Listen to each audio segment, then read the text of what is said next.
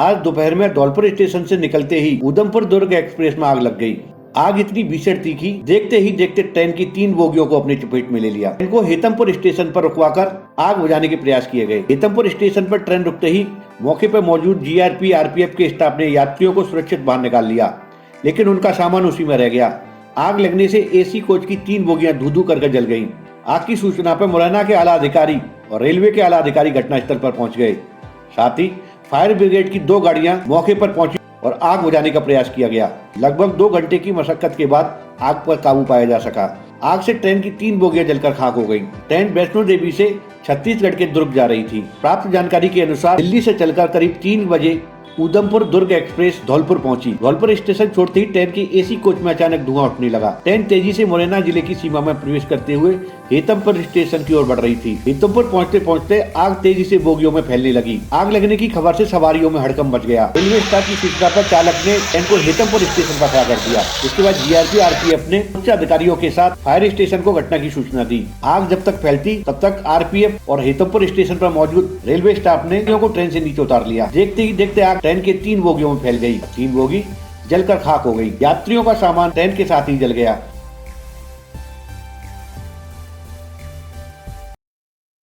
धौलपुर के सदर थाना क्षेत्र में एक शादी की खुशियां मातम में बदल गई। सदर थाना क्षेत्र के सिंगावली गांव में करंट लगने से महिला की मौत हो गई। 2 दिन बाद मृतका के देवर की शादी है।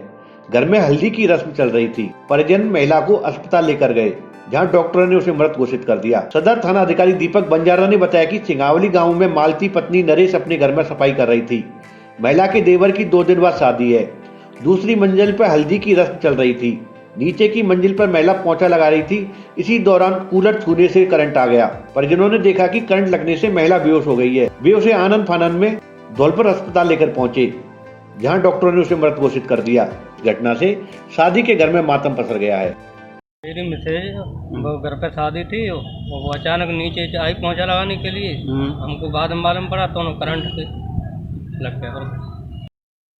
केंद्र सरकार की जन विरोधी नीतियों के विरोध में 27 नवंबर को कैथरी के हनुमानगढ़ी आश्रम से कांग्रेस के राष्ट्रीय प्रवक्ता मोहन प्रकाश और बाड़ी विधायक गिरिराज सिंह मलिंगा के नेतृत्व में जन जागरण पद यात्रा दोपहर 12 बजे से निकाली जाएगी। विधायक मलिंगा ने बताया कि केंद्र सरकार के कुशासन, बढ़ती महंगाई एवं जन विरोधी नीतियों के खिलाफ अखिल भारतीय कांग्रेस कमेटी के प्रवक्ता मोहन प्रकाश के नेतृत्व में जन जागरण यात्रा कई गांवों से होती हुई सैंपौ पहुंचेगी और सैंपौ में यह यात्रा हनुमानगढ़ी आश्रम से प्रारंभ होकर सैंपौ के बीआर गार्डन पहुंचेगी। बीआर गार्डन में आयोजित जनसमूह को आईसीसी प्रवक्ता मोहन प्रकाश शर्मा व अन्य कांग्रेसी नेताओं द्वारा संबोधित किया जाएगा।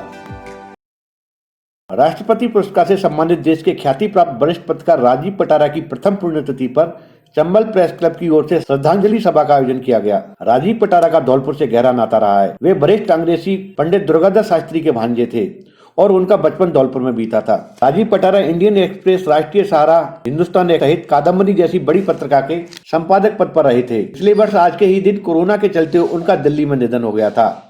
आज धौलपुर के पत्रकार एवं वरिष्ठ जनों ने उनकी प्रथम पुण्यतिथि पर उन्हें श्रद्धांजलि अर्पित की। श्रद्धांजलि अर्पित करने वालों में वरिष्ठ कांग्रेसी पंडित दुर्गादास शास्त्री, जिला शिक्षा अधिकारी अरविंद शर्मा, शिक्षाविद जयप्रकाश शर्मा, वरिष्ठ पत्रकार जितेंद्र राजौरिया, गिरीश उपमन्यु, बंटी तिवारी, मुकेश राणा, सोनू त्रिवेदी, मुन्ना फारूकी, एनएसयूआई अध्यक्ष पंकज तिवारी, पार्षद प्रतिनिधि जीतू कंसाना सहित बड़ी संख्या में लोग मौजूद रहे। आज स्वर्गीय श्री राजीव कटारा जी, पत्रकार, दिल्ली की प्रथम पुण्यतिथि पर हम सभी उन्हें अपनी सादर श्रद्धांजलि देने हेतु उपस्थित हुए हैं।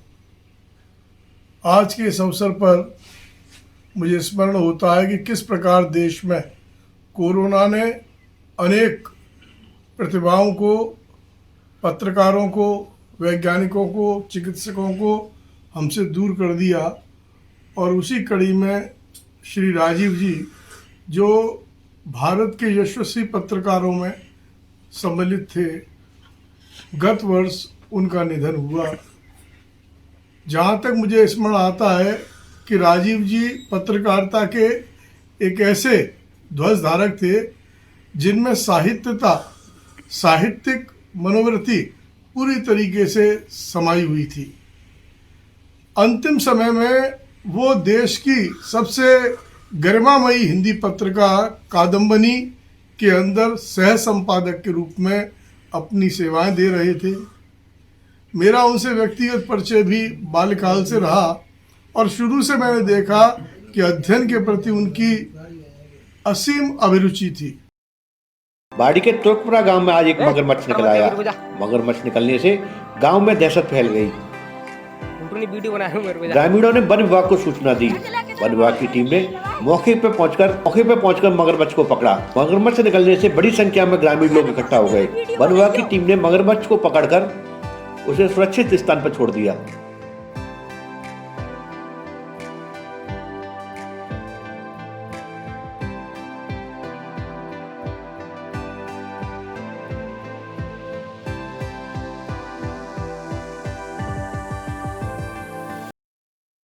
प्रदेश के 5 जिलों की पुलिस को चकमा देकर निकले पशु तस्करों को धौलपुर पुलिस ने गिरफ्तार कर लिया है। भीलवाड़ा से बिहार के लिए जा रहे राज्य पशु ऊंट को देर रात को मनिया पुलिस ने पशु तस्करों के चंगुल से मुक्त कराया है। पुलिस ने 12 ऊंटों को मुक्त कराते हुए 2 लोगों को पशु तस्करी के आरोप में गिरफ्तार किया है।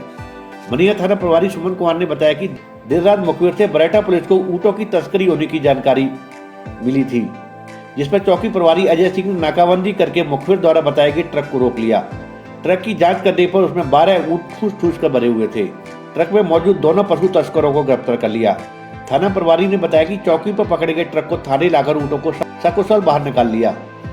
गिरफ्तार किए गए आरोपी सुखर पुत्र अल्लाह मेहर और सलमान पुत्र यूसुफ बागपत उत्तर प्रदेश के रहने वाले हैं। थाना प्रभारी ने बताया कि पशु तस्कर ऊंटों को लेकर भीलवाड़ा, अजमेर, दौसा और करौली होते हुए धौलपुर के रास्ते से निकल रहे थे, जिन्हें आगरा और लखनऊ होकर बिहार पहुंचना था। कल मनिया थाना पुलिस द्वारा उच्च अधिकारियों के आदेश से नाकाबंदी के दौरान बरेठा चौकी पर एक ट्रक को पकड़ा गया था, जिसके अंदर 12 ऊंट जिनके हाथ पैर बंधे हुए थे, मुंह बंधा हुआ था और जो उसमें कंटेनर के अंदर ठूस कर भरे हुए थे।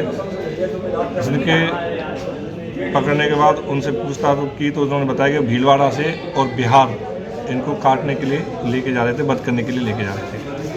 इस पर इनके विरुद्ध कार्रवाई करते हुए 2 लोगों को उसी समय गिरफ्तार किया गया, जिसमें सुक्कन और सलमान, जो रंछा निवासी बिलोनी बागपत यूपी के रहने वाले हैं। इनके अन्य लोगों के बारे में और इसमें सम्मिलित इसके अन्य व्यक्तियों के बारे में भी अनुसंधान किया जा रहा है। इनके निस्तारण के संबंध में डीएम साहब को निवेदन किया गया है, जो सक्षम प्राधिकारी हैं। उनके निस्तारण आदेश मिलते ही उनको निस्तारित किया जाएगा। फिलहाल ऊँट अभी थाना परिसर में ही हैं, जिनके खाने चारे की व्यवस्था अभी यहीं की जा रही है। संविधान दिवस पर न्यायालय परिसर राजाखेड़ा में अधिवक्ता एवं पुलिस गार्डों को दिलाई गई शपथ। राजाखेड़ा न्यायालय परिषद के अंदर संविधान दिवस के शुभ अवसर पर मुख्य न्यायिक मजिस्ट्रेट सुश्री अनु यादव ने अधिवक्ता एवं पुलिस गार्डों को शपथ दिलाई। साथ ही वरिष्ठ लिपिक विशाल के द्वारा संविधान के द्वारा बताए गए कर्तव्यों का वाचन किया गया। इस अवसर पर वरिष्ठ अधिवक्ता विजय श्रीवास्तव एवं वरिष्ठ अधिवक्ता अमित उपाध्याय ने संविधान के बारे में अंग्रेजी शासन से लेकर देश की स्वतंत्रता तक सभी जानकारियां अपने संबोधन के द्वारा बताई गई। इस अवसर पर न्यायालय परिसर में सभी अधिवक्तागण एवं न्यायालय परिसर के अंदर सभी आगंतुक वादी प्रतिवादी गण संविधान के शपथ ग्रहण समारोह में सभी उपस्थित हुए। भारत को एक संपूर्ण प्रभुत्व संपन्न समाजवादी पंथ निरपेक्ष लोकतंत्रात्मक गणराज्य बनाने के लिए तथा उसके समस्त नागरिकों को सामाजिक आर्थिक और राजनीतिक न्याय विचार अभिव्यक्ति विश्वास धर्म और उपासना की स्वतंत्रता प्रतिष्ठा और अवसर की क्षमता। मुंबई में 26/11 के आतंकी हमलों में शहीद हुए जवानों के साथ आज भी देश के लोग खड़े हैं। भारत के जिन 20 सबूतों ने जान देखा आतंकवादियों के मंसूबों को नाकाम किया था, उन्हीं जवानों की शहादत आज भी युवा वर्ग के जहन में ताजा है। शुक्रवार को एबीवीपी कार्यकर्ताओं ने शहीद स्मारक पुरानी मंडी में मोमबत्ती जलाकर जवानों की वीरता को सलाम किया और उन्हें श्रद्धांजलि अर्पित की। नगर मंत्री धीरेन्द्र कुशवाहा ने कहा कि देश के 20 सिपाहियों ने सीने पर गोली खाकर लोगों की रक्षा की थी। वही हिमांशु पाल ने कहा कि हम सभी लोग उनकी शहादत को सलाम करते हैं। श्रद्धांजलि देने वालों में देवेश सेन, राहुल कुशवाहा, राम भरत, संभव गर्ग, नरेश शर्मा, रामू कुशवंशी, देवा, रोहित कुशवाहा सहित बड़ी संख्या में एबीवीपी कार्यकर्ता मौजूद रहे। धौलपुर जिले के बाड़ी उपखंड पर भारत विकास परिषद डॉक्टर सूरज प्रकाश शाखा बाड़ी की कार्यकारिणी का गठन कर शपथ ग्रहण कार्यक्रम का आयोजन स्थानीय सत्यनारायण धर्मशाला में आयोजित किया गया। कार्यक्रम में बाड़ी के 40 परिवारों द्वारा डॉक्टर शिवदयाल मंगल प्रांतीय अध्यक्ष पूर्व शाखा राजस्थान के मुख्य अतिथि में शपथ ग्रहण समारोह संपन्न हुआ। जानकारी देते हुए भारत विकास परिषद डॉक्टर सूरज प्रकाश शाखा बाड़ी के मीडिया प्रमुख राकेश शर्मा अध्यापक ने बताया कि बाड़ी शहर में भारत विकास परिषद की मुख्य शाखा का उदय हुआ है। यह एक सामाजिक संगठन है जो देशभक्ति के साथ राष्ट्र हित को ध्यान में रखते हुए देश के विकास में नीम की ईंट का कार्य करेगा। द्वितीय शाखा में सभी सदस्यों की सहमति एवं समर्थन से अध्यक्ष जितेंद्र सिंह जादौन, प्रधानाचार्य कोषाध्यक्ष पप्पू मल जिंदल, व्यवसायी सचिव मुकेश अग्रवाल अध्यापक को चुना गया है और अध्यक्ष के द्वारा महिला प्रमुख रजनी सिंघल, प्रबंध प्रमुख उमेश सिंघल, सेवा प्रमुख दिलीप बंसल, संस्कार प्रमुख हरिओम सिंघल, संरक्षक महेश मंगल, महेश अवस्थी सहायक प्रशासनिक अधिकारी को चुना गया। कार्यक्रम में मुख्य शाखा बाड़ी के सुनील गर्ग, कंपनी परिवार, मनोज शिवहरे, सरोज मंगल, मोहर्ती मीणा, अश्वनी गोयल आदि ने विभिन्न सदस्यों को उत्सव वर्धन व भारत विकास परिषद अवधारणाओं से अवगत कराया। शांति धाम आश्रम जानकी कुंज चित्रकूट में महाराज शांतिदास जी के सानिध्य में श्रीमद् भागवत कथा का शुभारंभ कलश यात्रा के साथ शुरू हो गया। पावन नदी मंदाकिनी से विधि विधान पूर्वक पूजन एवं वंदना कर कलश यात्रा निकाली गई।